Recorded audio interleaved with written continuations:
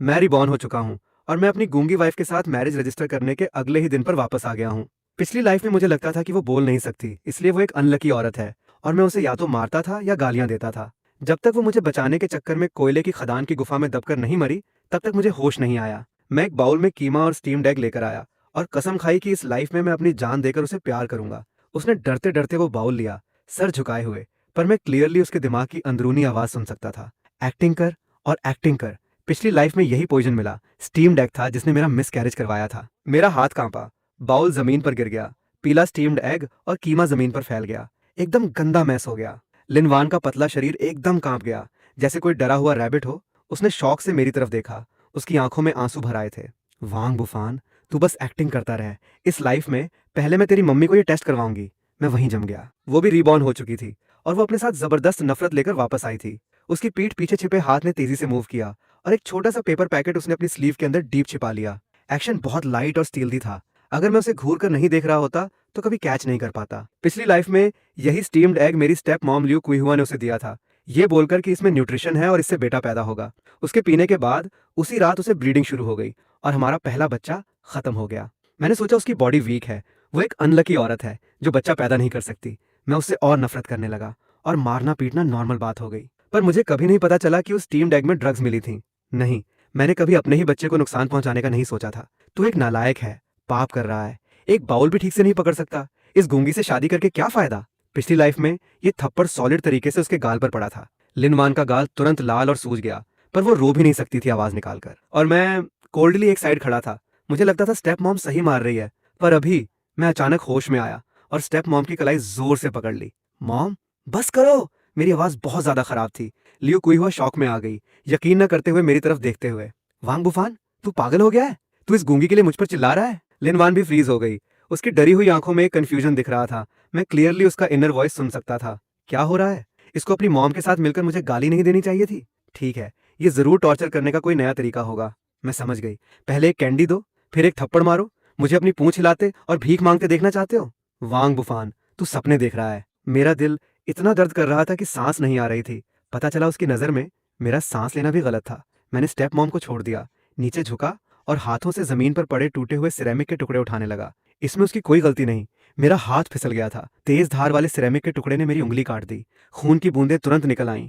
लिनवान का inner mind फिर से कांप गया। खून निकल आया। सेल्फ हार्म वाला नाटक मेरी गार्ड डाउन करने के लिए सच में बड़ा हैवी सैक्रिफाइस कर रहा है। मैंने टुकड़े पकड़े हुए थे, खून उंगलियों के बीच से टपक रहा था, पर मुझे दर्द फील नहीं हो रहा था। अपने प्यार की नफरत से बड़ा और क्या दर्द हो सकता है? लिनवान, आई एम सॉरी। उसने कोई रिप्लाई नहीं दिया, बस डरते हुए पीछे हटी, अपनी पलकें झुका लीं, जैसे एक लाइफलेस स्टैच्यू हो, पर उसके अंदर तो तूफान उठा हुआ था। सॉरी? वांग बुफान, तेरा सॉरी एकदम बेकार है। पिछली लाइफ में जब मैं माइन की गुफा में मरी और मेरी बॉडी का कोई निशान तक नहीं बचा, तब तू कहाँ था?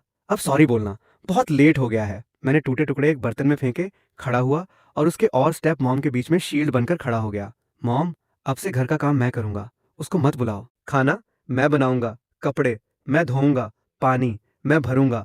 वो मेरी वाइफ है, हमारे घर का कोई खरीदा हुआ जानवर नहीं। तू सच में पागल हो गया है। एक ऐसी गूंगी जो बच्चा पैदा नहीं कर सकती, उसके लिए अपनी मॉम से दुश्मनी कर रहा है। मैंने और बहस नहीं की। लिनवान की कलाई पकड़ी और उसको हमारे उस अंधेरे छोटे कमरे में ले गया। उसकी कलाई बहुत ठंडी थी, इतनी पतली कि जैसे तोड़ने पर टूट जाए। जैसे ही मैंने टच किया, वो करंट लगने की तरह पीछे खींचना चाहती थी, पर मैंने बहुत टाइट पकड़ा था।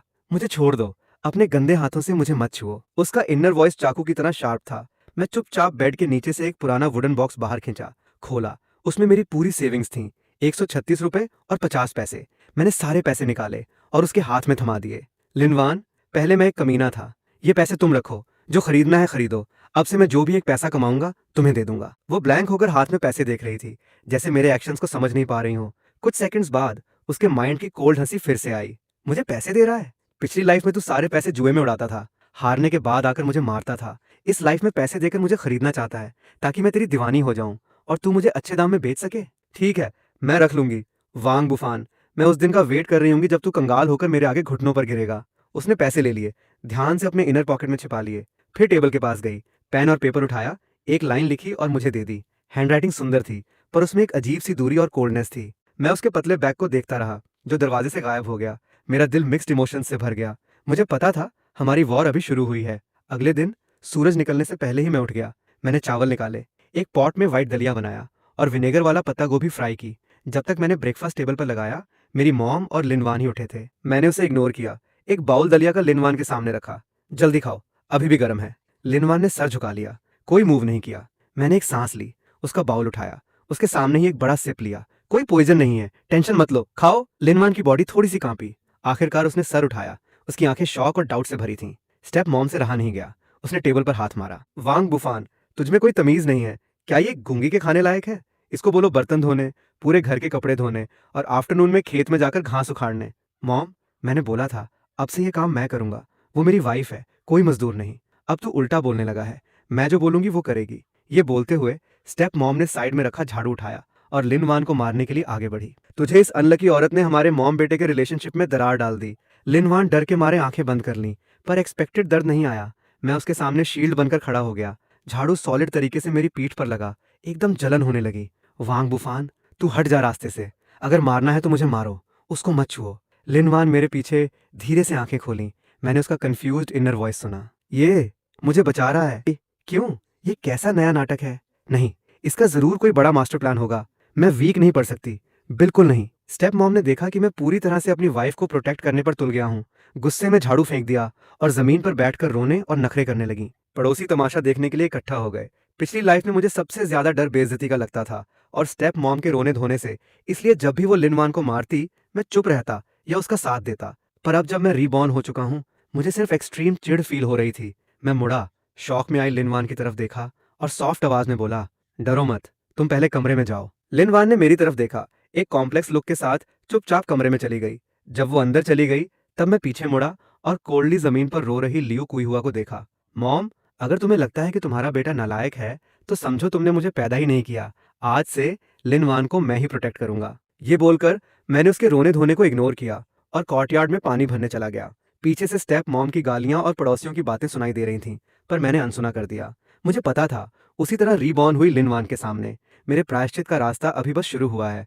मुझे अपने एक्शन से थोड़ा थोड़ा करके उसके दिल के बर्फ के पहाड़ को तोड़ना होगा। अगले कुछ दिनों में मैंने घर के सारे गंदे और हैवी काम अपने ऊपर ले लिए। सुबह होते ही जाकर पानी के 2 बड़े ड्रम भर देता, फिर ब्रेकफास्ट बनाता।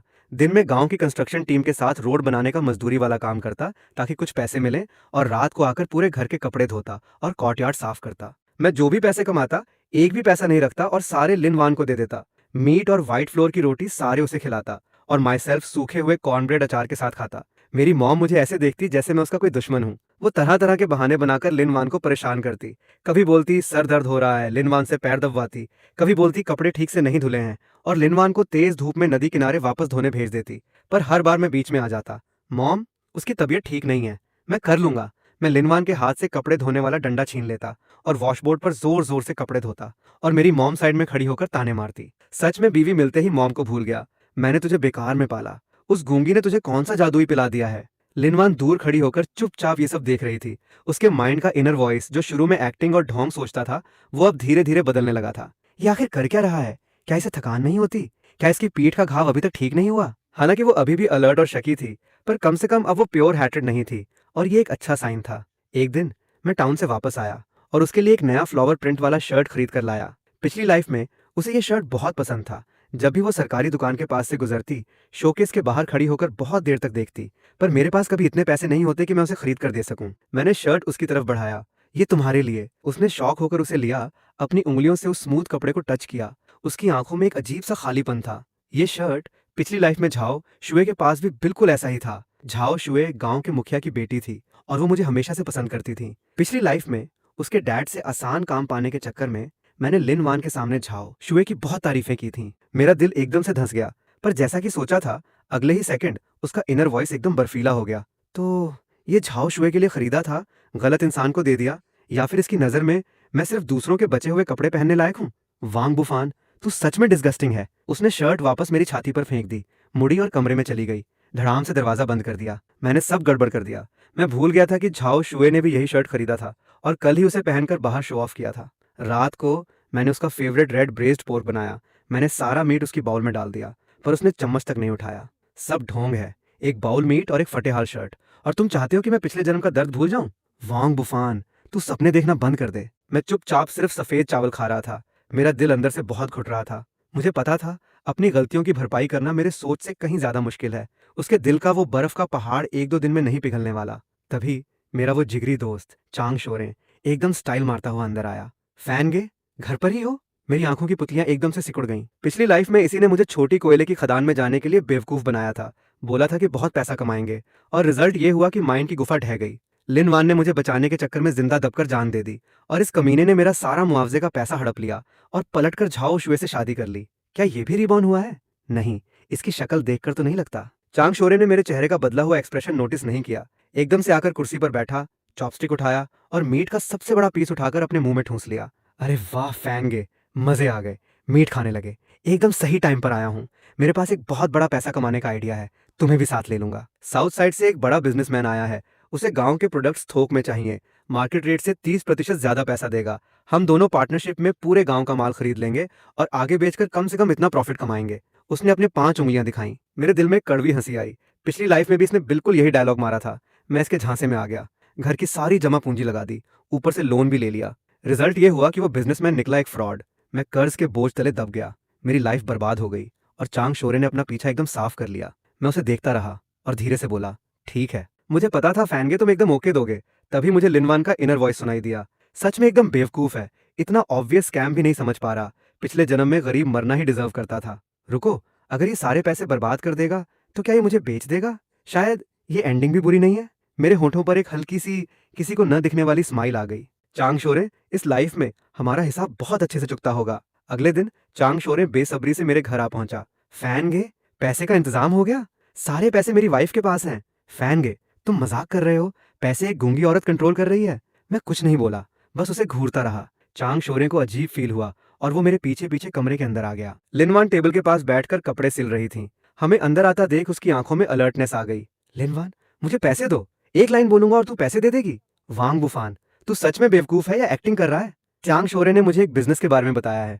बहुत बड़ा प्रॉफिट होगा। तुम मुझे पैसे दो। जब मैं कमा लूंगा तो तुम्हें सोने का कंगन ला कर दूंगा। इस बार उसने बस कोल्डली मेरी तरफ देखा और सर झुकाकर वापस कपड़े सिलने लगी। मुझे एकदम इग्नोर कर दिया जैसे मैं हवा हूं। पिछली लाइफ में मैंने भी बिल्कुल यही डायलॉग मारा था। उसका दिल पिघल गया था। उसने चुपके से जमा किए हुए अपने 10-20 रुपए के सीक्रेट पैसे भी मुझे दे दिए थे, और रिजल्ट ये हुआ कि वो पैसे कभी वापस नहीं आए। अरे भाभी, आप ये क्या कर रही हो? फैन गे क्या तुम्हें बेवकूफ बनाएंगे? ये पैसा कमाने का सुनहरा मौका है। अगर ये हाथ से निकल गया तो तुम दोनों को पूरी जिंदगी भूखा मरना पड़ेगा। लिनवान ने फिर भी कोई रिएक्शन नहीं दिया। चांग शोरे ने मुझे एक इशारा किया, जिसका मतलब था कि तू एक मर्द होकर एक औरत को कंट्रोल नहीं कर सकता। मेरे मन में कड़वी हंसी आई। चांग शोरे को अपने जाल में फंसाने के लिए मैंने लिनवान के हाथ से सिलाई वाली टोकरी छीनी और जोर से जमीन पर दे मारी। ए गूंगी, बहुत तमीज आ गई है ना? मैं तुझसे पैसे मांग रहा हूं और तू देने की हिम्मत नहीं कर रही। यकीन नहीं होता तो बोल, अभी पीट पीट कर जान ले लूं। मेरा चेहरा एकदम डरावना हो गया था, बिल्कुल पिछली लाइफ वाले वांग बुफान जैसा। लिनवान का शरीर बुरी तरह कांपने लगा। उसका चेहरा एकदम सफेद पड़ गया और उसकी आंखों से डर बाहर आ रहा था। आ गया ना असली रूप पर। इसे नाटक करते करते थकान हो गई। मुझे पता था ये कभी सुधर नहीं सकता। मार ले, गाली दे ले, वैसे भी मुझे आदत हो चुकी है। बस मैं पैसे नहीं दूंगी, देखूं इसमें और कितना दम है। चांग शोरे ये सब देखकर डर तो गया, पर उससे ज्यादा वो एक्साइटेड था। उसे मेरा ये कमीना रूप ही पसंद था। मैं जितना ज्यादा क्रूर बनूंगा, उसे मुझे कंट्रोल करना उतना ही आसान लगेगा। मैं कदम दर कदम लिनवान की तरफ बढ़ा, अपना हाथ ऊपर उठाया। उसने आंखें बंद कर लीं, जैसे अपनी किस्मत को मानकर थप्पड़ का इंतजार कर रही हो। लेकिन मेरा हाथ हवा में ही रुक गया और मैंने पलटकर अपने ही गाल पर एक जोरदार थप्पड़ जड़ दिया। चाप की तेज आवाज ने लिनवान और चांग शोरे दोनों को शॉक में डाल दिया। मैंने अपना गाल पकड़ लिया और मेरी आवाज में रोने वाला टोन आ गया। लिनवान, मुझे माफ कर दो। मुझे तुम पर नहीं चिल्लाना चाहिए था और तुम्हें मारने का तो सोचना भी नहीं चाहिए था। मैं सच में एक कमीना हूं, लेकिन मैं सच में तुम्हें एक अच्छी लाइफ देना चाहता हूं। इस बार के इस पागलपन वाले बिजनेस पर बस एक आखिरी बार मेरा यकीन कर लो प्लीज। मैंने ऐसा नाटक किया कि खुद मुझे ही यकीन होने लगा। लिनवान ने धीरे से आंखें खोली। उसकी आंखों का डर अब एकदम कंफ्यूजन में बदल चुका था। ये क्या कर रहा है? खुद को मार रहा है? ये पागल हो गया है क्या? फैन गे, ये तुम क्या? मैंने उसे इग्नोर किया, बस अपनी लाल आंखों के साथ रिक्वेस्ट करते हुए लिनवान को देखता रहा। मुझे पता था नॉर्मल मारपीट और गालियों से अब वो इम्यून हो चुकी है। सिर्फ इस तरह का एक्सट्रीम कंट्रास्ट ही उसके जमे हुए बर्फीले दिल को हिला सकता है। और सच में उसका इनर माइंड हिलने लगा था। शायद ये सच में सीरियस है। क्या पता इस बार ये सच बोल रहा हो। अगर ये सच में पैसा कमा लेता है तो। मैंने मौके का फायदा उठाया। अपनी जेब से एक पेपर निकाला जिस पर मैंने कल रात को एक प्रॉमिसरी नोट लिखा था। लिनवान, ये उधार का कागज है। मैं वांग बुफान आज अपनी वाइफ लिनवान से 136 रुपए और 50 पैसे बिजनेस के लिए उधार ले रहा हूँ। 1 महीने के अंदर ब्याज समेत 200 रुपए वापस करूंगा। अगर नहीं कर पाया तो मैं वांग बुफान बिना एक पैसा लिए घर छोड़कर चला जाऊंगा। मैंने वो कागज उसके ठंडे हाथों में ठूंस दिया। चांग शोरें ये सब देखकर पूरी तरह सुन्न पड़ गया था। उसने अपनी लाइफ में ऐसा सीन कभी नहीं देखा था। उधार पत्र, घर छोड़कर चला जाएगा, ये इतना बड़ा रिस्क ले रहा है। क्या ये सच में पैसा कमाना चाहता है या इस तरीके से पैसे हड़प कर भागना चाहता है? पर अगर ये भाग भी गया तो ये घर और जमीन तो साथ नहीं ले जा सकता ना। वो बहुत देर तक कंफ्यूज रही। आखिरकार वो खड़ी हुई, अपने इनर पॉकेट से वो कपड़े का बंडल निकाला, उसे परत दर परत खोला, अंदर से एकदम फोल्ड किए हुए नोट निकाले और उसने 130 रुपए गिने। सारे पैसे इसे नहीं दे सकती। अगर ये भाग गया तो कम से कम मेरे पास मायके जाने का किराया तो बचेगा। मैंने पैसे लिए। मेरे दिल में हजारों इमोशंस चल रहे थे। वो अभी भी मुझ पर भरोसा नहीं कर रही थी, पर मुझे पता था ये वो बेस्ट रिजल्ट था जो मैं हासिल कर सकता था। Thank you Linwan. उसने मेरी तरफ नहीं देखा, मुड़ी और चुपचाप जमीन पर गिरी सिलाई की टोकरी समेटने लगी। फैनगे, तुम तो कमाल के हो, खुद पर इतना क्रूर एक्शन ले लिया। मैं हल्का सा मुस्कुराया। चांग शोरे, इंतजार कर, इस लाइफ में मैं तुझसे ब्याज समेत वो सब वापस लूंगा जो तूने मेरा छीना था। मैंने चांग शोरे के साथ गांव का माल खरीदने जाने के बजाय वो 130 रुपए लिए और सीधा काउंटी के कबाड़ खाने पहुंच गया। पिछली लाइफ में जब मैं दिवालिया हो गया था तो कर्ज चुकाने के लिए मैंने हर तरह की मजदूरी की थी, जिसमें कबाड़ खाने में छंटाई का काम भी शामिल था। मुझे एकदम क्लियरली याद है कि ठीक इन्हीं दिनों में कबाड़ खाने में बाहर से मंगाई गई कुछ खराब मशीनें आने वाली थीं। वो मशीनें बाकी सबके लिए सिर्फ कबाड़ थीं, पर मेरे लिए किसी खजाने से कम नहीं थीं, क्योंकि उनमें से एक मशीन के अंदर एक इंडस्ट्रियल ग्रेड का हाई प्योरिटी सिलिकॉन बोर्ड छिपा हुआ था।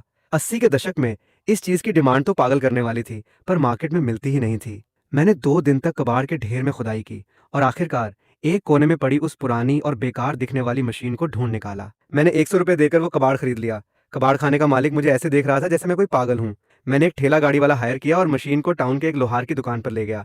मास्टर जी, जरा इस मशीन को खोल दीजिए। बेटा, इसे खोलने के बाद भी इसके 2 पैसे नहीं मिलेंगे, कहीं तुझे कोई बेवकूफ तो नहीं बना गया? आप बस खोलिए, मजदूरी में पूरी दूंगा। मैंने उन्हें एक सिगरेट का पैकेट थमा दिया। बूढ़े मास्टर ने और कुछ नहीं कहा, अपना बड़ा हथौड़ा उठाया और काम पर लग गए। काफी मशक्कत के बाद मशीन का बाहरी खोल खुल गया और अंदर से तेल वाले कपड़े में लिपटी हुई एक चीज निकली। मेरा दिल जोर जोर से धड़कने लगा। मैंने बहुत ध्यान से वो कपड़ा खोला और मेरे सामने एक मेटालिक चमक वाला बोर्ड आ गया। यही वो चीज है। मैंने अपनी एक्साइटमेंट कंट्रोल की, मास्टर जी को पैसे दिए, सिलिकॉन बोर्ड को अपनी जैकेट के अंदर छिपाया और सीधा सिटी के इलेक्ट्रॉनिक कंपोनेंट फैक्ट्री पहुंचा। कॉमरेड, ये चीज कहां से लाए? पुश्तैनी है। थोड़ी जांच पड़ताल और मोल भाव के बाद आखिरकार वो सिलिकॉन बोर्ड 5,000 रुपए में फैक्ट्री ने खरीद लिया। 5,000 रुपए! उस जमाने में जब लोगों की महीने की सैलरी सिर्फ कुछ 10 रुपए होती थी, ये किसी खजाने से कम नहीं था। मैंने जब वो नोटों की मोटी गड्डी पकड़ी तो मेरे हाथ कांप रहे थे। रीबॉर्न होने के बाद पहली बार मुझे फील हुआ कि मैंने अपनी किस्मत को अपने हाथों में ले लिया है। मैं सीधा घर नहीं गया, पहले डिपार्टमेंटल स्टोर गया और लिनवान के लिए एक बहुत ही सुंदर लाल स्कर्ट, सफेद नए जूते, व्हाइट रैबिट वाले टॉफी, मिल्क पाउडर और एक मोटा सा रोस्टेड चिकन खरीदा। पिछली लाइफ में मैंने उसके साथ बहुत गलत किया था। इस लाइफ में मैं उसे दुनिया की हर अच्छी चीज देना चाहता था। जब मैं ढेर सारे बैग लेकर गांव लौटा तो पूरे गांव में हलचल मच गई। वांग बुफान तो अमीर हो गया। क्या ये चांग शोरे के साथ माल खरीदने नहीं गया था? इतनी जल्दी पैसा कमा लिया? मैंने किसी की बात नहीं सुनी और सीधा घर के अंदर घुस गया। ए सगुन खराब करने वाली, अगर तूने पैसे मुट्ठी में बंद करके नहीं रखे होते तो वांग बुफान और माल खरीदकर और ज्यादा पैसा कमा लेता। अब देख, ना तो पैसा कमाया और ना अपना लगाया हुआ पैसा बचा। अब तुझे चैन मिला? लिनवान के कमजोर कंधे थोड़े से हिले। मेरे अंदर गुस्सा फूट पड़ा। मॉम, तुम यहाँ क्या बकवास कर रही हो? तभी चांगशोरे रोता हुआ अंदर आया। फैन गे, तुम आ गए, हम तो लुट गए। वो साउथ वाला बिजनेसमैन तो निकला फ्रॉड। माल लेकर भाग गया। मेरे सारे पैसे और वो 130 रुपए जो मैंने तुम्हारे लिए जमा किए थे, सब डूब गए। वो रोने का नाटक करते हुए ऐसे बोल रहा था जैसे सबसे बड़ा नुकसान उसी का हुआ हो। मैंने उसे कोल्डली देखा। सच में दुनिया में ऐसे भी लोग होते हैं? मैंने हाथ में पकड़े हुए सारे बैग जमीन पर रखे और अपनी जैकेट के अंदर से नोटों की वो मोटी गड्डी निकालकर उसके चेहरे के सामने हिलाई। शुक्र है मैं तुम्हारे साथ नहीं गया। फैन गे, तुम्हारे पास इतने सारे पैसे कहां से आए? लियो कुई हुआ की गालियां भी एकदम से बंद हो गईं। वो मेरे हाथ में पकड़े पैसों को ऐसे घूर रही थी जैसे उसकी सांसें तेज हो गई हों। लिनवान ने भी सर उठाया। उसकी आंखों में यकीन ही नहीं हो रहा था। इसने सच में पैसा कमा लिया? इतना सारा? इसने मुझे बेवकूफ नहीं बनाया? मैंने उनकी तरफ ध्यान नहीं दिया, सीधा लिनवान के पास गया और वो सारी गड्डी उसके हाथों में थमा दी।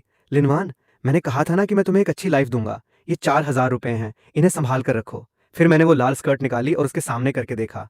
पसंद है? लिनवान शौक होकर मुझे देख रही थी। फिर उसने हाथ में पकड़े पैसों को देखा और उस खूबसूरत स्कर्ट को देखकर वो पूरी तरह सुन्न पड़ गई। उसके माइंड का इनर वॉइस पहली बार एकदम खाली हो गया। 4,000 रुपए? ये इतने सारे पैसे कहां से लाया? चोरी किए? लूटमार की? सारे पैसे मुझे क्यों दे रहा है? क्या इसका मतलब ये है कि मैं इसके चोरी के पैसे संभाल कर रखूं और जब पुलिस का डर खत्म हो जाए तो ये वापस ले लें? या ये मुझे बेचने से मिले हुए पैसे हैं? उसके दिमाग ने तुरंत एक पूरी क्राइम थ्रिलर मूवी बना ली। मुझे हंसी भी आई और रोना भी। लगता है पति पत्नी के बीच का भरोसा वापस बनाने का रास्ता अभी बहुत लंबा है। 4,000 रुपए! हे भगवान! बेटा जल्दी मुझे दे, तेरी मॉम संभाल कर रखेगी। मॉम, ये पैसे लिन वान के हैं, इन्हें मत छुओ। मैंने स्टेप मॉम को एक तरफ धकेल दिया। क्या तेरा क्या मेरा, तेरे पैसे तो मेरे ही हुए ना, मैं तेरी मॉम हूँ। लियो कुई हुआ गुस्से से उछलने लगी, पर मुझसे हाथापाई करने की हिम्मत नहीं थी। जिस पल मैंने वो पैसे लिनवान को दिए, वो पूरी तरह उसके हो गए। फैनगे, तुमने तो बहुत धोखा दिया। चांग शोरे का चेहरा एकदम काला पड़ गया था। खुद अमीर हो गए और भाई को भूल गए। मेरे वो 130 रुपए तो तुम्हें मुझे वापस करने ही होंगे। मैंने मुड़कर उसे कोल्ड नजरों से देखा। तुम चाहते थे कि मैं बर्बाद हो जाऊं। चांग शोरे, वो 130 रुपए तेरे लिए एक सबक थे। आज के बाद तू तेरे रास्ते और मैं अपने रास्ते। वांग बुफान, तमीज में रहकर बात कर। ठीक है, तू याद रखना, हम बाद में हिसाब चुकता करेंगे। वो एक धमकी देकर वहां से दुम दबाकर भाग गया। मुझे पता था कि ये इतनी आसानी से पीछा नहीं छोड़ेगा, पर मुझे कोई डर नहीं था। इस लाइफ में मैं हर पल अलर्ट रहूंगा और इसे दोबारा कभी भी मुझे या मेरी वाइफ को नुकसान पहुंचाने का मौका नहीं दूंगा। मैं लिनवान को लेकर अंदर कमरे में आया और डाइनिंग टेबल पर बैठा। जल्दी खाओ, अभी भी गर्म है। वो टेबल पर सजे हुए इतने सारे खाने को देख रही थी, फिर मेरी तरफ देखा। उसकी आंखों में बहुत सारे मिक्स्ड इमोशंस थे। उसने चुपचाप एक चिकन लेग उठाया, पर खुद खाने के बजाय मेरे मुंह के पास ले आई। मैं एकदम शॉक रह गया। ये पहली बार था जब उसने अपनी मर्जी से मेरे लिए कुछ किया था, भले ही उसका इनर वॉइस कुछ और ही बोल रहा था। पहले इसे पेट भर खाने दे, ताकि रात को इसे मुझे परेशान करने की एनर्जी मिले। खा ले, खा ले, चाहे तो खाते खाते ही दम तोड़ दे। मेरे दिल में बहुत सारी फीलिंग्स उमड़ पड़ी। मैंने एक बाइट चिकन का खाया। रात को जब वो नहा कर आई, तो मैंने वो लाल स्कर्ट उसकी तरफ बढ़ाई। जल्दी पहनकर देखो। वो थोड़ी देर हिचकिचाई, फिर उसे ले लिया। वो थोड़ी अनकंफर्टेबल फील कर रही थी, कपड़े के कोने को पकड़े हुए, सर झुकाए, मेरी तरफ देखने की हिम्मत नहीं कर पा रही थी। लाल स्कर्ट में उसका गोरा रंग और भी ज्यादा निखर उठा था। वो सच में बहुत खूबसूरत लग रही थी। पिछली लाइफ में मैं इतना अंधा कैसे हो गया था कि मैंने इसके साथ इतना बुरा बर्ताव किया। ये स्कर्ट सच में बहुत सुंदर है, पर अगर मैंने इसे इसके सामने पहना तो क्या ये उसके इनर वॉइस में एक लड़की वाली शर्म और एक गहरा डर था। मैंने अपने दिल की धड़कन को कंट्रोल किया और जानबूझकर उससे थोड़ी दूरी बना ली। एकदम फिट आ रही है, जल्दी सो जाओ। कल मैं तुम्हें टाउन घुमाने ले जाऊंगा। मैं जमीन पर सोऊंगा। ये मेरे साथ एक ही बेड पर नहीं सोएगा। क्या ये बदल गया है, या फिर इसे मुझसे नफरत हो गई है? नहीं, जरूर ये कोई नया प्लान बना रहा है। मुझे अभी भी अलर्ट रहना होगा। मैंने कुछ एक्सप्लेन नहीं किया। मुझे पता था कि वो मुझसे डरती है। पिछली लाइफ में जब भी मैं शराब पीकर आता, मैं उसके साथ बहुत बुरा करता था। वो सारे निशान उसके शरीर पर भी थे और उसके दिमाग में भी। मैं उसे तब तक टच नहीं करूंगा जब तक कि वो खुद से मेरे करीब नहीं आना चाहेगी। रात भर मैं उसे करवटें बदलते हुए सुनता रहा। मुझे पता था कि उसे नींद नहीं आ रही है। उसका दिमाग भी हजारों सवालों में उलझा हुआ होगा, और मैं भी सो नहीं पा रहा था। कैसे पता लगाऊं पिछली लाइफ वाले उस पॉइजन वाले स्टीम्ड एग का सच? वो मेरे और उसके बीच का सबसे गहरा कांटा था। जब तक उसे नहीं निकाला जाता, हम कभी नई शुरुआत नहीं कर सकते। मैंने फैसला किया कि शुरुआत मेरी स्टेप मॉम लियू कुई हुआ से करूंगा। गांव के ईस्ट साइड में रहने वाली आंटी टांग की बहू ने लगातार 3 बेटियों को जन्म दिया था, और वो बेटा पैदा न कर पाने के डिप्रेशन में थी। आंटी टांग हमारे घर आई और मेरी मॉम के सामने रोने लगी। भाभी, देखो मेरी किस्मत कितनी खराब है। मेरी बड़ी बहू का पेट बिल्कुल भी साथ नहीं दे रहा। मैं तो परेशान होकर मरी जा रही हूँ। स्टेप मॉम एकदम से एक्टिव हो गई और अपना ज्ञान देने लगी। भाभी, इसके लिए तुम्हें कुछ जुगाड़ करना होगा। मैं तुम्हें बताती हूँ। मेरे पास एक देसी नुस्खा है, एकदम रामबाण है। मैं चाय का पॉट लेकर वहां गया और अनजान बनते हुए बीच में बोल पड़ा। मॉम, कौन सा नुस्खा? मैंने सुना है कुछ देसी नुस्खे बहुत खतरनाक होते हैं, ऐसे ही यूज नहीं करने चाहिए। तू क्या जाने, इसे कहते हैं भ्रूण बदलने वाली दवा। जब लिनवान प्रेग्नेंट थी, तब मैंने टाउन की झांग नाम की तांत्रिक से ये मंगवाई थी। तांत्रिक ने बोला था कि बस ये दवा खा ली तो पक्का बेटा होगा। एक कोने में चुपचाप जूते सिल रही लिनवान का शरीर एकदम से अकड़ गया। उसकी सुई जोर से उसकी उंगली में चुभ गई। खून की बूंद निकल आई, पर उसे कुछ फील ही नहीं हुआ। भ्रूण बदलने वाली दवा? कैसी दवा? क्या ये उसी स्टीम डेग वाली बात कर रही है? पर अगर लिनवान ने वो दवा खाई थी, तो फिर बच्चा कैसे नहीं बचा? अरे मत पूछो। वो बूढ़ी तांत्रिक झांग एकदम सठिया गई थी। बाद में उसने मुझे बताया कि उसने गलत पर्ची दे दी थी। उसने मुझे भ्रूण बदलने की नहीं, बल्कि गर्भपात की दवा दे दी थी। बताओ कितना गुस्सा आता है। मेरी एक मुर्गी बर्बाद हो गई, और वो गूंगी भी इतनी अनलकी निकली कि प्रेगनेंसी कंट्रोल ही नहीं कर पाई। लिनवान के हाथ से जूता छूटकर जमीन पर गिर गया।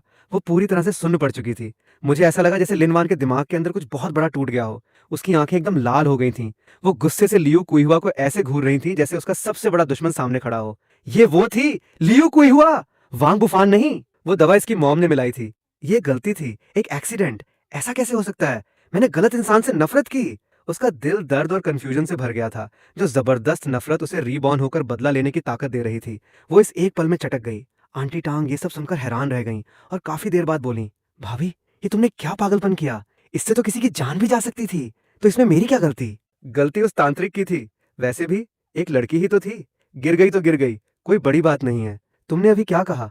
किसके कहने पर तुम वो दवा लाने गई थी? मैंने ये सब तुम्हारे भले के लिए ही तो किया, ताकि तुम्हारे वांग फैमिली में एक वारिस आ सके। मेरे भले के लिए तुमने मेरे बच्चे की जान ले ली? मेरे भले के लिए तुमने मेरी वाइफ को मारने की कोशिश की? वो मेरा भी तो पोता था।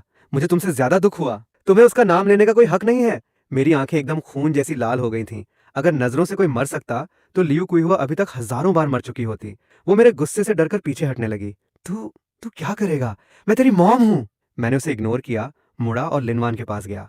मैं नीचे झुका और बहुत प्यार से उसकी कटी हुई उंगली को अपने मुंह में डाल लिया। खून का स्वाद मेरे मुंह में फैल गया। उसका शरीर हवा में हिलते हुए पत्ते की तरह कांप रहा था। मैंने सर उठाया और उसकी शॉक्ड और दर्द से भरी आंखों में देखा। लिनवान, आई एम सॉरी। इस मामले में मेरी भी गलती थी। मैंने तुम्हारी और हमारे बच्चे की प्रोटेक्शन नहीं की। मेरी आवाज बहुत धीमी थी, पर उसमें एक अलग ही सच्चाई थी। वो मुझे देखती रही और आखिरकार उसके आंसू फूट पड़े। मोटे मोटे आंसू उसकी आंखों से गिरने लगे। उसका कोई इनर वॉइस नहीं था। उस एक पल में उसका दिमाग एकदम खाली हो चुका था। बस एक अंतहीन दर्द था। सच सामने आने के बाद लिनवान बदल गई। वो अब पहले की तरह मुझसे हर वक्त डर कर नहीं रहती थी। भले ही वो अभी भी बोल नहीं सकती थी, पर अब वो मुझे जिस नजर से देखती थी उसमें कोल्डनेस और हैट्रेड नहीं थी। अब उसमें बहुत सारे मिक्स्ड इमोशंस थे और एक अजीब सा कंफ्यूजन जिसे मैं समझ नहीं पा रहा था। वो अब चुपके से मेरे लिए चीजें करने लगी थी। जब मैं काम से लौटता, टेबल पर मेरे लिए एक ग्लास नॉर्मल टेम्परेचर वाला पानी रखा होता। अगर मैं रात को खांसता तो अगली सुबह मेरे बेड साइड पर शहद और नाशपाती का सूप रखा मिलता। अगर मेरे कपड़े फट जाते तो वो रात भर जागकर उन्हें सिल देती। वो ये सारे काम एकदम चुपचाप करती, जैसे उसे डर हो कि मैं देख लूंगा। पर मैं उसका इनर वॉइस सुन सकता था। आज लकड़ियां काटते काटते इसके हाथ छिल गए हैं। इसे गर्म पानी में हाथ डालकर रखना चाहिए। मौसम ठंडा हो रहा है। इसके मोटे कपड़े निकाल कर रख देने चाहिए। लगता है वो सच में पिछली लाइफ वाली लिनवान नहीं रही। पर क्या मैं सच में अब उस पर दोबारा भरोसा कर सकता हूँ? जिस दिन मैंने सच उजागर किया, उस दिन के बाद से स्टेप मॉम ने मुझसे बात करना बंद कर दिया। मेरा और स्टेप मॉम का रिश्ता एकदम फ्रीजिंग पॉइंट पर आ गया था। मैंने जो पैसे कमाए थे उनसे मैंने कॉर्टयार्ड के साइड में एक छोटा सा अलग कमरा बनवा लिया। मैं लिनवान को लेकर वहां शिफ्ट हो गया, ताकि हमेशा के लिए उस औरत से दूर हो सकूं जो हमारी लाइफ को नर्क बना रही थी। ऐसा लग रहा था कि चीजें सही ट्रैक पर आ रही हैं, पर मैं भूल गया था कि एक खतरनाक सांप अभी भी अंधेरे में छिपा बैठा है, और वो था चांग शोरें। जब से मैंने उसे सबके सामने बेइज्जत किया था, वो कुछ टाइम के लिए गायब हो गया था। मुझे लगा कि उसने हार मान ली है, पर मुझे नहीं पता था कि वो और भी खतरनाक प्लान के साथ वापस आएगा। एक दिन मैं कंस्ट्रक्शन साइट पर काम कर रहा था, तभी चांग शोरें अचानक वहां आ पहुंचा। वो बातें कर रहा था और साथ में एक महंगी शराब की बोतल भी मेरी तरफ बढ़ा रहा था। मैंने उसे देखा, पर मेरे चेहरे पर कोई भाव नहीं थे। फैन गे, पिछली बार मेरी गलती थी। मेरा दिमाग खराब हो गया था जो मैंने तुम्हें बेवकूफ बनाने की कोशिश की। तुम दिल पर मत लो, मेरी गलती माफ कर दो। जो बोलना है सीधा बोल। फैन गे, बात यह है कि मैंने अपने कुछ कॉन्टैक्ट्स यूज करके काउंटी की सीमेंट फैक्ट्री में तुम्हारे लिए एक जॉब लगा दी है। परमानेंट जॉब, सरकारी नौकरी जैसी सिक्योरिटी। यहाँ मिट्टी ढोने से तो लाख गुना बेहतर है सीमेंट फैक्ट्री। पिछली लाइफ में मैंने सच में सीमेंट फैक्ट्री में काम किया था, और ज्यादा दिन काम करने के बाद फैक्ट्री में एक बहुत बड़ा ब्लास्ट हुआ था। मैंने उस दिन छुट्टी ली थी, इसलिए मैं बच गया था। पर अब जब मैं पीछे मुड़कर सोचता हूँ तो उस ब्लास्ट में बहुत कुछ गड़बड़ लगता है। क्या उस ब्लास्ट के पीछे भी चांग शोरे का हाथ था? इतनी अच्छी जॉब है तो तुम खुद क्यों नहीं जा रहे?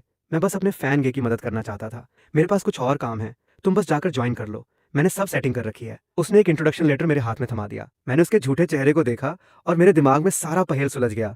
ये एक जाल था। वो चाहता था कि मैं मर जाऊं। मैंने वो लेटर ले लिया। ठीक है, जब मेरी पहली सैलरी आएगी तो मैं तुम्हें पार्टी दूंगा। हाँ हाँ, फैन गे, आप काम पर ध्यान दो। मैं तुम्हारी गुड न्यूज का वेट करूंगा। उसे लगा कि मैं उसके जाल में फंस गया हूं। वो बहुत स्मग होकर वहां से चला गया।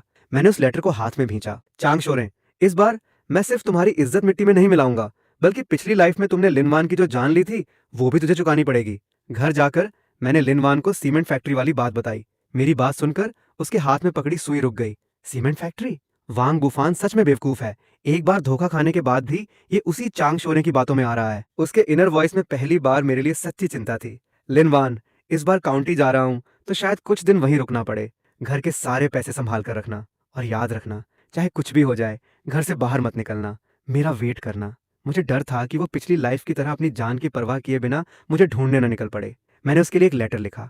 उस लेटर में मैंने चांग शोरे पर मेरे सारे शक लिख दिए थे। मैंने वो इंट्रोडक्शन लेटर लिया और बहुत आसानी से फैक्ट्री में ज्वाइन कर लिया। मुझे रिसीव करने वाला एक ली नाम का फोरमैन था, जिसके चेहरे पर चेचक के दाग थे, पर उसकी आंखों में एक अजीब सी चालाकी और दुश्मनी थी। नए लड़के, शुरुआत यहां से करोगे, मेहनत करो, बहुत तरक्की होगी। मैंने सर हिलाया, कुछ नहीं बोला। मुझे पता था कि ये चांग शोरे का ही आदमी है। पिछली लाइफ में इसी ने ब्लास्ट से एक दिन पहले मुझे उस एरिया में शिफ्ट किया था जहां ब्लास्ट होना था। वर्कशॉप के अंदर धूल से भरा हुआ था। सारे मजदूर मिट्टी से सने हुए थे। काम बहुत हैवी था, पर मैंने दांत भींच कर काम किया।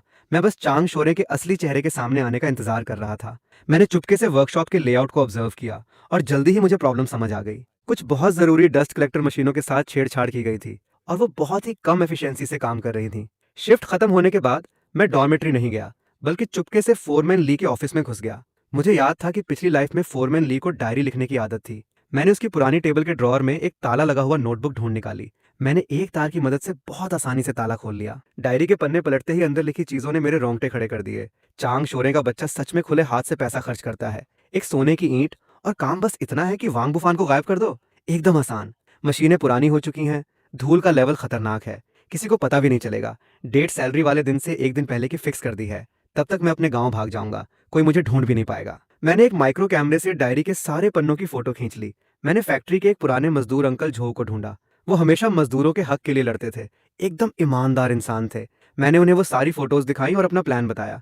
ये दोनों जानवर हैं, तुम टेंशन मत लो, इस काम के लिए मैं अपनी जान भी दे दूंगा, बस इन्हें सलाखों के पीछे पहुंचाना है। अंकल झो की मदद से मेरा प्लान एकदम परफेक्ट हो गया। आखिरकार वो दिन आ ही गया। आसमान में काले बादल छाए हुए थे, जैसे बारिश होने वाली हो। मैं हमेशा की तरह वर्कशॉप में काम पर गया। शाओवांग, आज अच्छे से काम करना, शाम को मैं तुम्हें ड्रिंक पिलाऊंगा।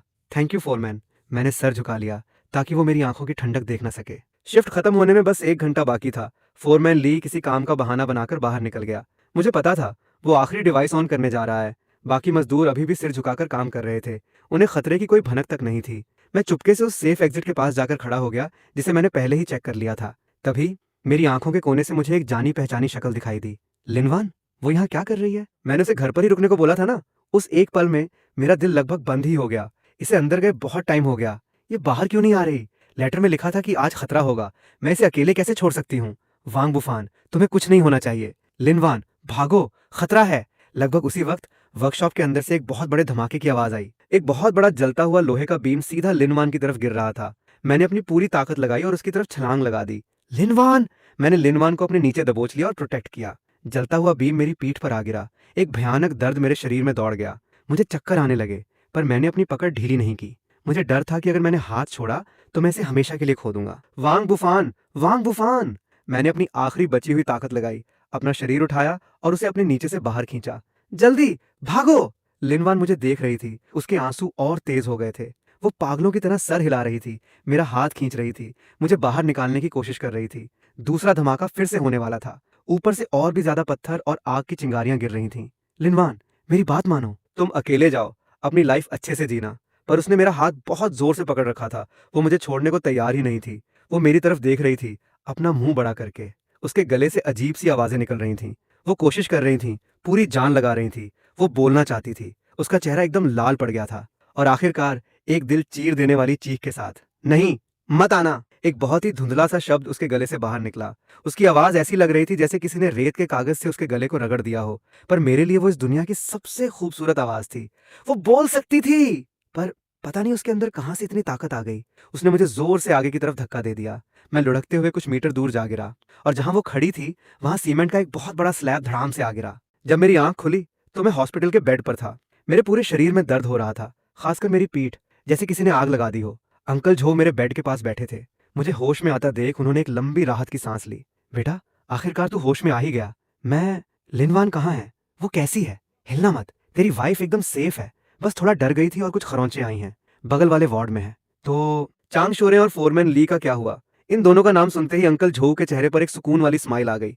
दोनों गिरफ्तार हो चुके हैं। तेरी वाइफ ने वो लेटर जो तूने लिखा था वो सीधे बड़े ऑफिसर्स को दे दिया, और ऊपर से तेरे खींचे हुए फोटोज। अब ये दोनों अपनी बाकी की जिंदगी जेल की सलाखों के पीछे ही काटेंगे। मैंने एकदम से राहत की सांस ली। आखिरकार इन कमीनों को उनकी सजा मिल ही गई। बेटा, तू सच में बहुत किस्मत वाला है। तेरी पीठ पर इतनी बड़ी चोट लगी है। डॉक्टर कह रहे थे कि अगर 1 इंच भी इधर उधर होता तो तुझे पूरी जिंदगी व्हीलचेयर पर बितानी पड़ती।